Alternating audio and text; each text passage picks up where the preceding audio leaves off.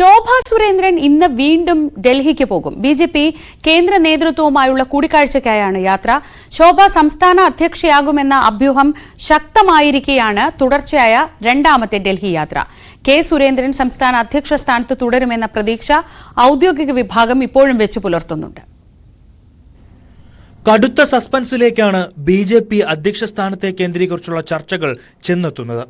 തുടക്കം മുതൽ ഉയർന്നു കേട്ട പേരുകളിൽ ഒന്നായിരുന്നു ശോഭ സുരേന്ദ്രന്റേത്.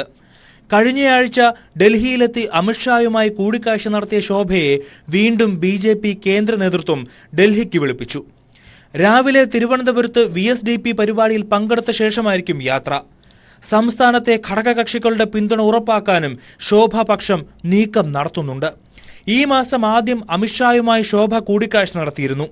സംസ്ഥാനത്ത് BJPയെ പ്രതീക്ഷിക്കുന്ന ലക്ഷ്യത്തിലേക്ക് എത്തിക്കാൻ കഴിയുമെന്ന് പ്രത്യാശയോടെയുള്ള ഫേസ്ബുക്ക് പോസ്റ്റും ശോഭയുടെ പേജിൽ പിന്നാലെ പ്രത്യക്ഷപ്പെട്ടിരുന്നു. ഇതോടെയാണ് ശോഭ അധ്യക്ഷ സ്ഥാനത്തെത്തുമെന്ന ചർച്ച സജീവമായത്. MT രമേശ്, രാജീവ് ചന്ദ്രശേഖർ തുടങ്ങിയവരുടെ പേരുകളും ഉയർന്നു കേൾക്കുന്നു.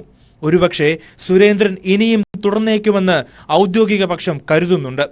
5 വർഷം കാലാവധി ബാധകമായില്ലെങ്കിൽ സുരേന്ദ്രന് കാര്യങ്ങൾ അനുകൂലമാകും. തൃശൂരിലെ തിരഞ്ഞെടുപ്പ് വിജയവും ഓരോ തിരഞ്ഞെടുപ്പിലും സംസ്ഥാനത്ത് BJPയുടെ വോട്ട് വിഹിതം വർദ്ധിക്കുന്നതും സുരേന്ദ്രന് അനുകൂല ഘടകങ്ങളാണ്. ന്യൂസ് 18 തിരുവനന്തപുരം.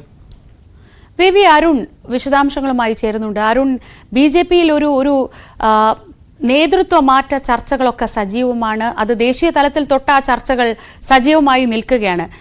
കേരളത്തിന്റെ കാര്യമെടുത്താൽ സുരേന്ദ്രൻ മാറുമോ ഇല്ലയോ എന്നത് പ്രധാനമായും ചർച്ച ചെയ്യുന്നുണ്ട്. അതിനും അപ്പുറത്തേക്ക് ശോഭ സുരേന്ദ്രനെ ആ സ്ഥാനത്തേക്ക് കൊണ്ടുവരാൻ ദേശീയ നേതൃത്വം നേരിട്ട് ശ്രമിക്കുമോ? ഇതാണ് ഉത്തരം കിട്ടേണ്ട ഒരു ചോദ്യം. ഇന്നത്തെ ഈ ഡൽഹിയിലേക്കുള്ള പോക്ക് അതിന്റെ എന്തെങ്കിലും സൂചനയാണോ?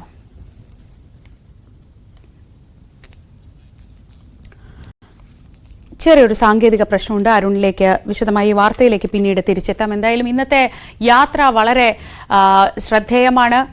എല്ലാവരും വളരെ ആകാംക്ഷയോടെ ഉറ്റുനോക്കുകയാണ്. എന്താണ് വളരെ പെട്ടെന്ന് തന്നെ രണ്ടാമതും ദേശീയ നേതൃത്വം ശോഭയെ ഡൽഹിയിലേക്ക് വിളിപ്പിക്കാനുള്ള കാരണം എന്നതിനുത്തരമാണ് കിട്ടേണ്ടത്.